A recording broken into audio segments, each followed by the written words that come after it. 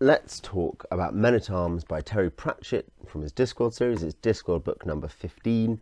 It is the second City Watch book. Here is an interesting tidbit up front before I properly review it, which is that, by the way, love the classic Josh Kirby covers. I probably, like most people, have ended up very quickly from the time the switchover happened. Love the Paul Kidby covers. That's really my preference. At the same time, there's both a lot of interest in these old covers and nostalgia. Here's the actual tidbit. The tidbit is, this is book 15, the second City Watch book. I find it really interesting to think of how late Pratchett returned to the Guard. Guards is number 8. Guards is a great book. I thoroughly recommend it. I have reviewed it here before. This is the other 14 books include 4 Rincewind books, 2 Death books, and 4 Witches books. Now, it is given that I think after Men at Arms he only wrote 2 more Witches books with, I think, something like that, with Granny Weatherwax as the main character. There's a really interesting thing about how much he writes about Granny, particularly, and her kind of story before he even really gets going massively on the Guards. And though Granny is well loved as well, I think the Guards are the most popular Discworld sub-series, and I think stretch the largest number of books. Anyway, that's the tidbit. We're talking here about the real start of the dynasty, and it's actually very late in the day. Out of 40 books, whatever, just over. This is 15. It's 1991, I think I read. It is 93, and it is a situation where the City Watch, the Night Watch rather, not the City Watch, has been given some diversity hires. It only has 4 members and it needs more. It succeeded in stopping a dragon destroying Ankh-Morpork. That's great, but Captain Vimes is retiring, and they're getting in some people to represent the growing communities in Ankh-Morpork. So there's a troll, Detritus, there's a dwarf, Cuddy, and a woman most of the time, Angua. And so you've got some of Pratchett's less complex satire and pointing at stuff to do with, and this is for British fans, this is even before the Stephen Lawrence case, to do with the Met and race and adapting to immigrant populations in a big city, things like that. There's a lot of that stuff that's pretty on the nose, and you get some pretty simple but good humour out of troll, dwarfish racial tensions and the attempt to bridge that gap and manage that. But the core plot is that very early on, a slightly unstable young aristocrat in the city of Ankh-Morpork decides that things have really gotten a bit bad and we need to have a king again. And this is the first couple of pages. Do not consider this a spoiler. He settles on Corporal Carrot as the candidate. Carrot, this man who really loves being a policeman, who's helped save the Watch from oblivion by his sheer goodwill, his sheer heroism and decency. And so who you'd see as the natural leader of the Watch, really, if Vimes is retiring, despite being the junior member of the Watch. Vimes is preparing for his marriage to another aristocrat, rather less unstable, Lady Sybil Ramkin, and you've got these threads intertwining of certainly Ankh-Morporkian aristocracy and the reforming Guard, and this plot to destabilise Ankh-Morpork and cause trouble and get a king. And it's very, very good. It's a funny one. I think this is often more popular than Guards.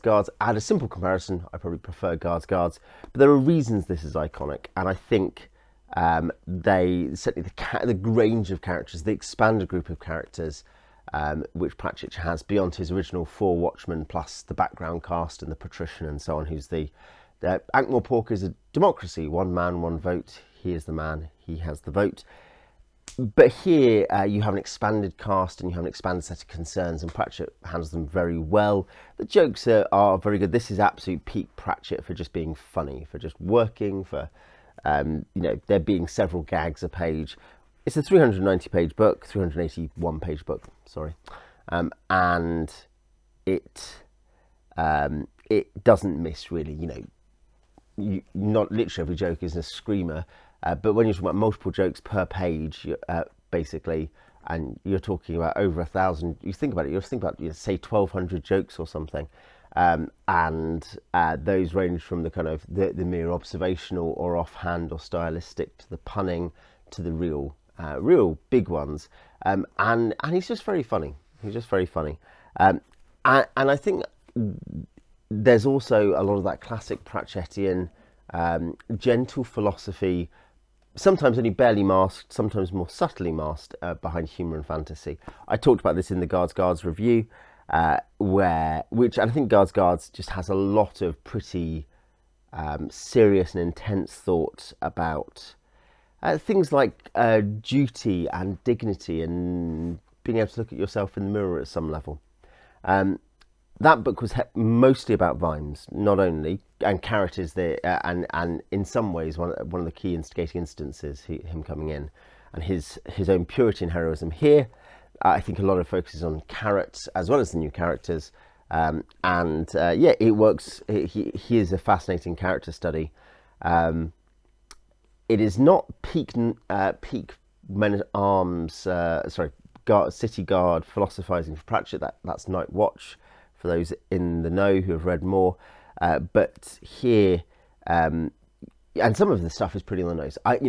It is not a complex and subtle target he is painting or targeting, if you will, both and over police, race. And remember, this is also he is aware of things in America in the early 90s as well.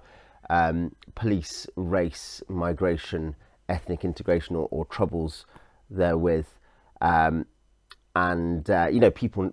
I think plenty of people now may feel, oh well, this is still kind of an easy and simple target to understand, and I think that's something which he executes well. But that's not the exciting thing for philosophy. I think there's a big thing actually about ruling and leadership and also danger. There's an incredibly powerful moment. It's very subtle, but a very powerful moment where there's not almost an offhand observation to the effect. It relates to the quote is not the quote at all, but it relates to the quote: "The blade itself incites to violence," known to fans of the First Law. But this issue of what is more dangerous, X or Y, and where you might have been set up to think X was more dangerous, there is a sort of a rumination at this point that maybe Y, at a grand level, in an offhand way that doesn't matter at all, doesn't kind of set in the resolution of the book, but just this thing where you are on your way through a rollicking story, and you are brought up against an idea in quite a gentle and easy way. You don't have to think about it that much if you don't want to. Just enjoy the book. But certainly big ideas about character in the moral sense, and leadership, and the nature of governing, which he offers both strident criticism of the assumption. I mean, certainly, he's not the aristocracy of Ankh-Morpork come in for kicking at various points, but there's a lot of complexity as well. This is where his famous "It's easy to not spend money when you're rich" quote comes from, to do with pairs of boots and Vimes, observing that being poor costs you a lot of boots. This stuff is not perhaps as subtle, but it's actually made more subtle by him engaging with various perspectives, and leaving you with the uncomfortable sense that maybe the world is complicated and strange, and also still giving you some good zingers that are like, look at this ridiculous thing, look at this evil, look at this thing that you can recognise in the world around you as well. So yeah, I mean, it's great fun. It's very successful. It's very funny. The characters are very good. And I wouldn't say it's my favourite Guards novel. It's probably not in my top 3. It is for many people, though. I do recommend it.